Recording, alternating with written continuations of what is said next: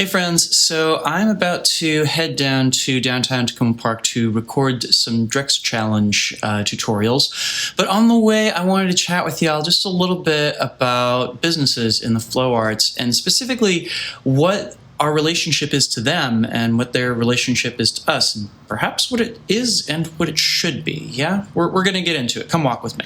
So it was raining cats and dogs here yesterday, and I'm really happy that it's now sunny because God only knows I prefer the sunny for recording my videos rather than the deep rainy. And before I get too much deeper into this, I'm going to real quickly give a shout out to the friends of the channel.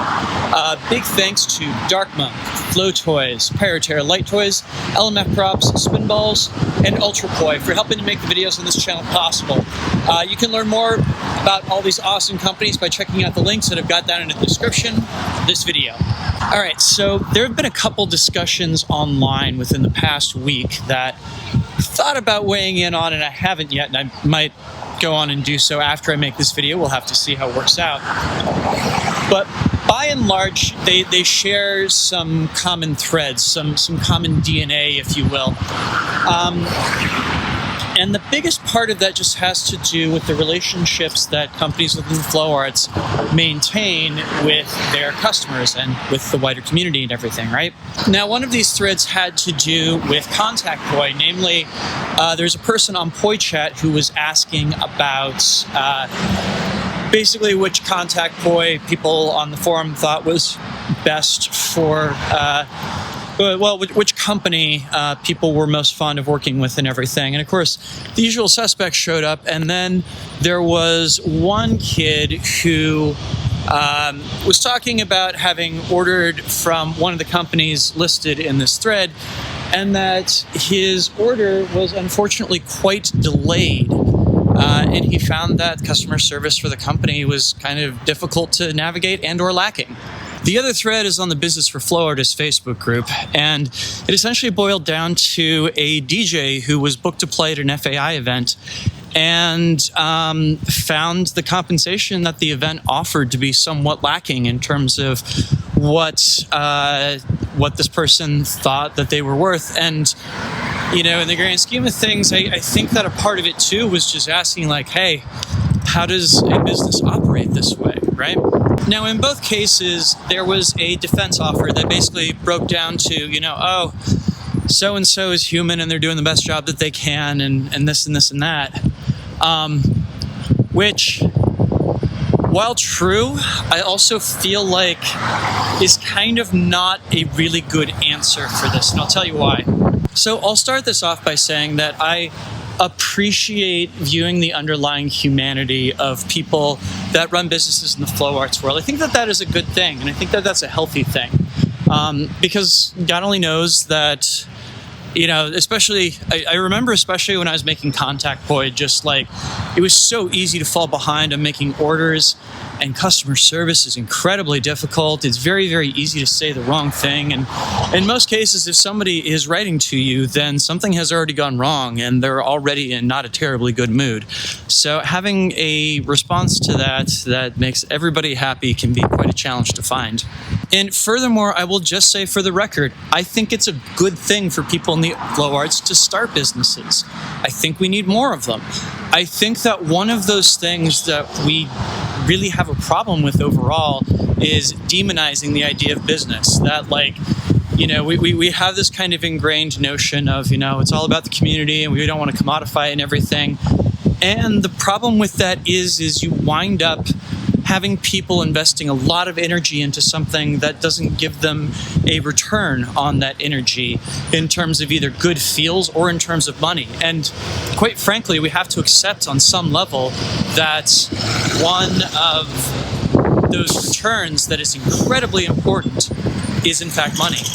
You know, I've more or less lived in poverty for most of the time that I have been a full-time flow artist, and I think the idea of idealizing poverty is awful, to be perfectly frank with you. I think that it is one of those things that, like, in some respects, when we say that a thing should not be done for money or it should be done purely for the benefit of the community and everything, in a lot of respects, what we're doing is we are totally taking advantage of those people that are willing to put in that time and energy and effort in order to provide us with the thing that we want.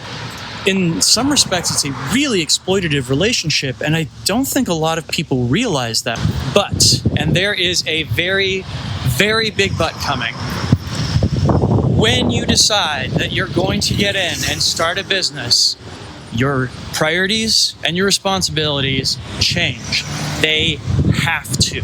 So, like, here's the thing. If you create a business, your priority then has to be, well, clearly self-preservation is a part of that, but also you would think that a big part of that is just the fact that you are now providing a service or a product for other people. Like, that is what a business is. And if you're going to provide a product or service to somebody else, then core to that has to be taking feedback on how you're doing on that. Because your business is not going to be sustainable if your customers are not happy. If you're not soliciting input from your customers, how can you possibly know whether they're happy with your offerings or not? And of course, there are many instances where you will ask somebody for feedback and they just have none to give. And sometimes they'll make stuff up and it may not necessarily be helpful. Totally happens. That's totally a facet of this whole experience and everything. But I would venture to say that not soliciting that feedback at all is far, far worse. Like, I think one of these things that is a really, really common fixture in the flow arts world is kind of this idea of doing things for the good feels of them, you know?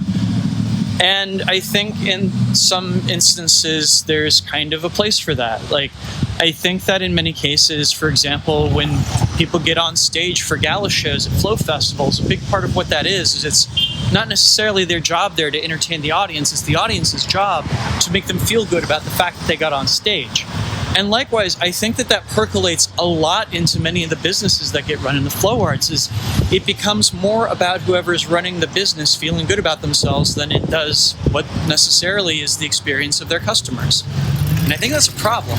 And I think that this is important because, you know, if you're a customer and you're dealing with a company that is not fulfilling its obligations to you, you have every right to take your business elsewhere. And when that doesn't happen, when you kind of like negate your own needs in favor of making whoever's running the company feel better, in some respects, you're almost gaslighting yourself. You're saying, like, you know, the fact that I am ponying up for this service or this product, but I've decided is way more important for the owner of this company to feel good about themselves.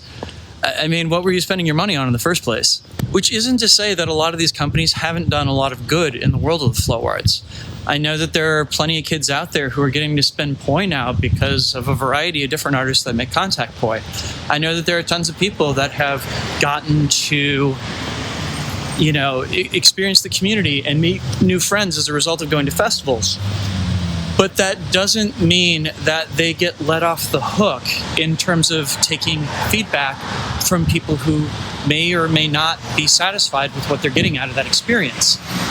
Like, we've seen attendance drop at flow festivals over the course of the past few years, and one of the most frequent pieces of feedback I see from people when I solicit feedback from them, why is that a rare thing amongst people running flow festivals, is that they feel as though the price of the festivals keeps going up, but the quality of the offerings doesn't change, or it maybe drops a bit, which is not okay, because at that point, even if you claim you're doing it for the good of the community and everything, what service are you exactly providing to the community when you're giving less and less and asking for more and more?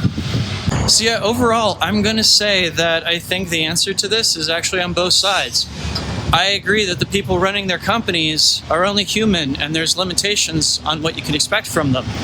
I also think that it is up to those people to not only solicit and listen to feedback as it's delivered, but also to make changes to how they do business in order to best serve their customers. And if they're not interested in doing that, they shouldn't be in business in the first place. And you know, thinking this way is good for both sides of the equation. Yeah, having some sympathy for the people starting up businesses is good. Again, because I think in a lot of cases we demonize people that try and create businesses. And also because there's that tendency to kind of view starting a business as something that is in some respects shady, or like, you know, something that bad people do. And realizing that when we set those expectations, that means that only shady people get into business.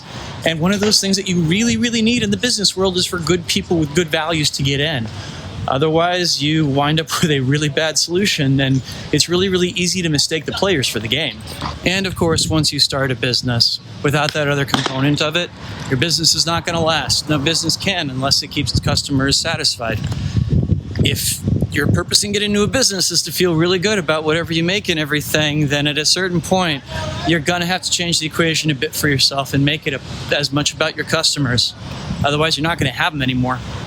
Awesome. So we have arrived, and it is still lovely out. Got just a little bit of shadows, but that'll be a good thing, as it'll mean I won't overheat as I'm recording my videos.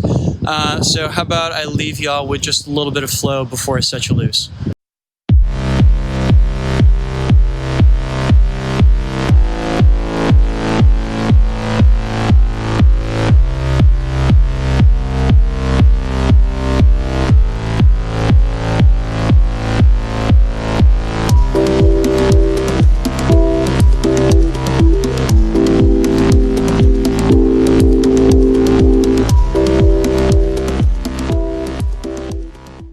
If you dug this video and you'd like to see more like it in the future, pretty please hit that subscribe button as well as dinging the notification bell.